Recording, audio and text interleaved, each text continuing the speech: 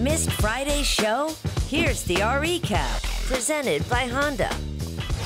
The writer, director, and a man who's acting in the film Fighting With My Family, Stephen Merchant. Are you now a wrestling fan? I went to WrestleMania with Dwayne, and that was, I call him Dwayne, and that was eye-opening because that was 100,000 people. It was in Dallas, and my respect for them has really gone through the roof. I'm a big admirer of them. What is it like going to WrestleMania with Dwayne Johnson? That Elvis is in the building. It's unbelievable. It's extraordinary. The guy walked out on stage with a flamethrower and set fire to a 8-foot sign of his name, and he milked that for 10 minutes.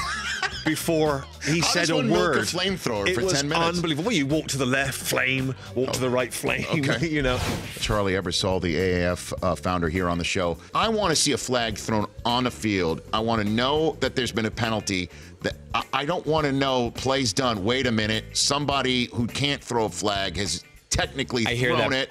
And that drives me nuts. Let me take one shot at convincing you. Okay. The NFC Championship, 64 cameras on the game. We're not doing subjective calls. We're not doing crazy stuff, but egregious stuff that completely alters the outcome of the game. Right. That then, don't get me wrong, it's good for all of you guys because it gives you 4 news cycles to talk about how they blew the call. Don't you ever come on this show and call me a you guy, okay? That's not acceptable. I was talking to them. Oh, no. You guys need...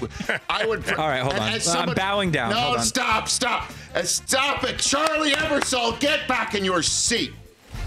How did it come about with you and Ricky Gervais creating The Office? Well, we worked together at a radio station.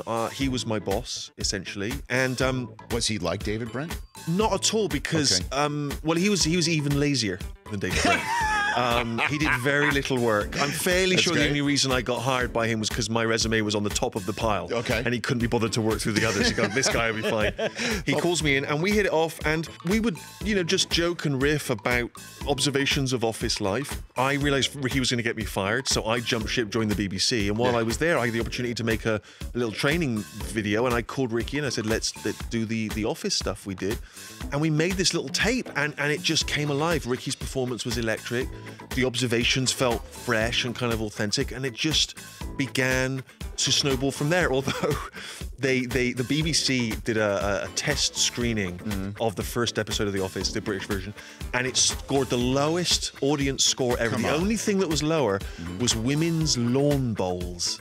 For more Rich Eisen Show, tune to Audience Channel 239 on DirecTV or download the Rich Eisen Show app.